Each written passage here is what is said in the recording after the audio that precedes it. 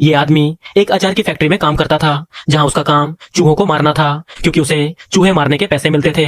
एक दिन आदमी ने देखा कि बहुत सारे चूहे उसकी तरफ आ रहे हैं। इतने सारे चूहे एक साथ मारकर वह बहुत पैसा कमा सकता था, लेकिन अचानक उसका संतुलन बिगड़ गया और वह एक बड़े अचार के कंटेनर में गिर गया। पास खड़े किसी भी मजदूर ने उसे गिरते हुए नहीं देखा और वह बड़ा कंटेनर सील कर दिया गया। किसी कारण से अचार की फैक्ट्री हमेशा के लिए बंद हो गई।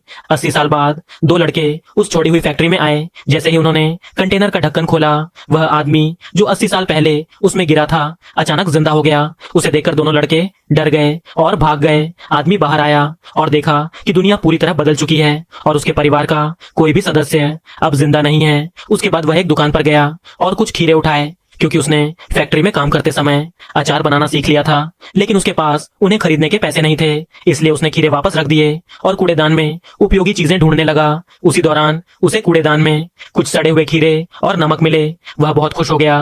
फिर उसे एक ट्रॉली मिली और उसी से उसने अपना ठेला बना लिया, क्योंकि वह फिर से अचार बेचना चाहता था। वह वापस कूड़े के ढेर पर गया, जहां से उसे कुछ खाली जार मिले। उसने उन जारों में खीरे और नमक भर दिया और बारिश का इंतजार करने लगा। जैसे ही बारिश हुई, उसका स्वादिष्ट अचार तैयार हो गया। उसने अचार ठेले में रखा और बेचने निकल पड़ा। ग्राहकों को अचार बहुत पसंद आया और उसकी पहली बिक्री शुरू हुई। लेकिन आदमी ने कहा, जार खाली होने पर वापस लाना, ताकि मैं उसमें फिर से अचार भर दूं। जल्द ही उसका ठेला बहुत अच्छा चलने लगा, लेकिन उसके पास दुकान का लाइसेंस नहीं था। इसी वजह से उसकी दुकान जब्त कर ली गई।